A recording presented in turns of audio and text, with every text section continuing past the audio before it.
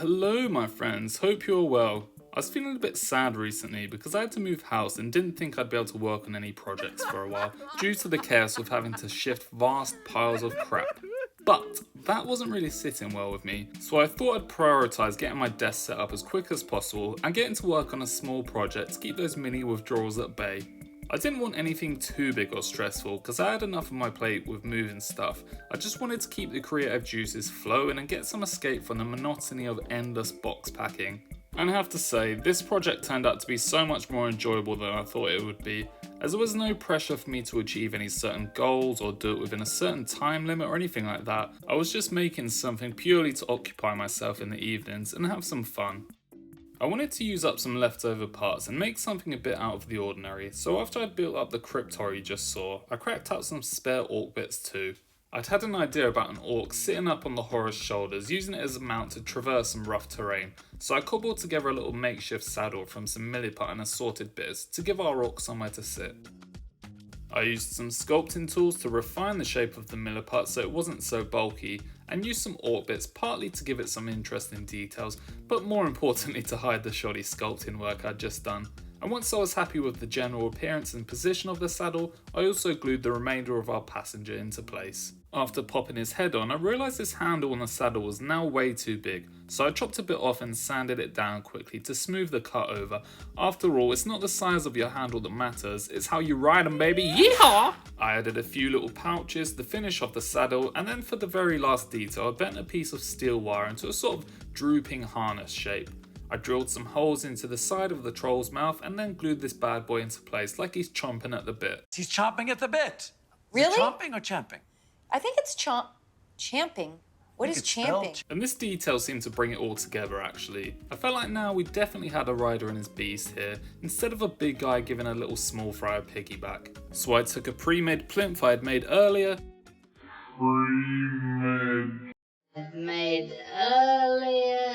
and started making some gentle undulations into the foam for reasons which will become clear soon.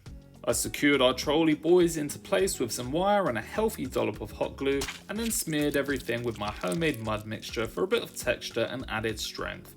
And after a quick priming, we had our canvas to work on, which was reasonably simple, but was also a fun little kitbash and one I was really excited to paint. I made a start on the painting with the crypt horror, which I now reimagined as a swamp troll, as I've been concocting a whole backstory for this little diorama throughout the moving process, just to help keep me sane. With every box I packed and lugged around, bringing my mind back to the dirty old swamp troll lugging this orky boy around too. So our freshly declared swamp troll here is now a genetic relative of the orcs. Related, but much less cognitively developed than their smaller counterparts. They're communicating grunts and are not capable of much more than a human toddler, but they are well suited to their swamp environment. Their green, rotten skin allows them to blend in, and they'll often stay submerged up to their eyeballs in the swampy waters, waiting for some unfortunate prey to cross their path. Their more advanced orky cousins make good use of the troll brethren, attaching saddles to their backs and transforming them into the orc equivalent of a swampy all-terrain vehicle, with their long limbs allowing them to wade through the mud and abundant swampy pools with ease. Large clans of orcs live throughout the swamps, and their scouts ride these troll mounts for weeks on end, scouting, stalking and skulking through the endless quagmires of the planet Swampasius. And yeah, I got to this stage of the paint job where I was kind of expecting to be finished, to be honest, but the flesh still looked really unsaturated and just generally shite, so I mixed a bit of yellow into my greens and used this blend to push the vibrancy of the flesh and add a bit more of an interesting coloured hue to it, which still didn't look perfect, but it looked a lot better and a lot closer to what I'd imagined when I was coming up with my little swampy backstory. I wasn't really sure how I was going to paint the orc rider on top yet, so I started with something easy and painted up the saddle I'd made earlier. I went for a kind of leathery effect for this, doing some sketchy highlights and scratchy bits over a medium brown, and then adding some darker brown and black glazes on top to finish it off. I then made a start on the trousers, and at first I was going for some kind of weird pale grey colour for some reason, but that was looking absolutely pants, so I decided to go for more of a jeans look with some nice blues instead. And my logic here was that cowboys wear jeans a lot. Wait, do they wear jeans a lot? Okay, yeah. And I'll be damned if this orc is not a cowboy of the orky swamps, so jeans he will have.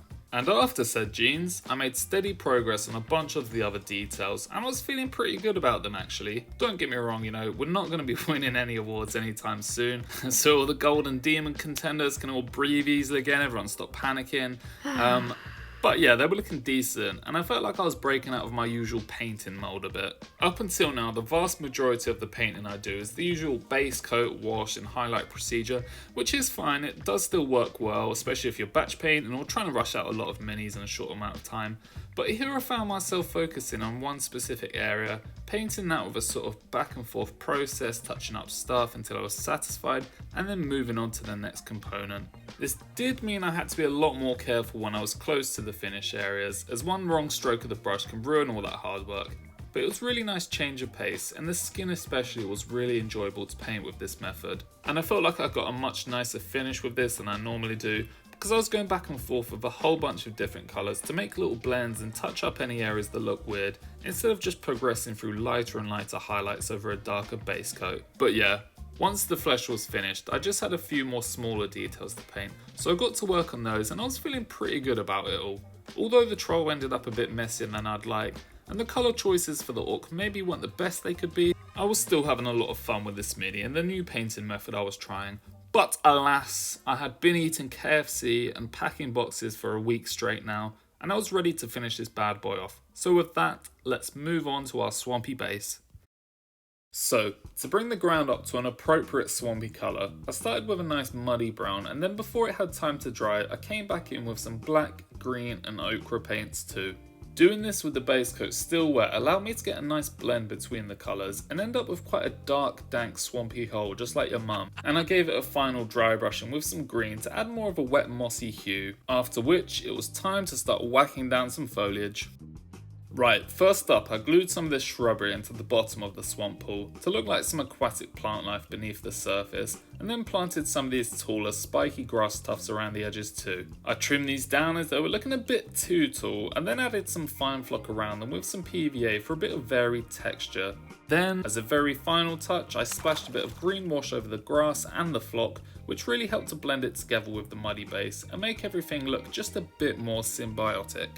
And now kids, we were rapidly approaching the end of the diorama, so I quickly sanded and repainted the plinth to tidy that up, and then all that was left was to mix up a little bit of resin. I'd made a Loch Ness Monster diorama recently, check that out on my channel, where the resin pour went really badly, and it did end up kind of adding to the water effect in the end thankfully, but I still wanted to bounce back from that and get a successful pour, even if I was doing so on a much smaller scale this time. So I monitored the resin closely after pouring and used the butane torch to destroy any bubbles that crept out.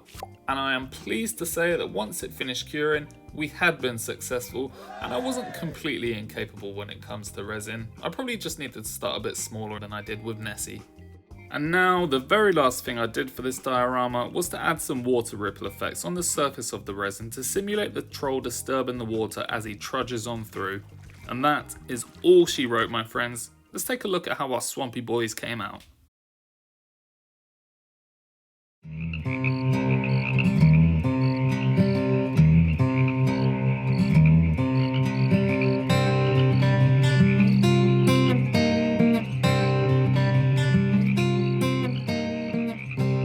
So, I'm really happy with this little piece actually. There's a lot that could be improved as always, but I had so much fun making this one.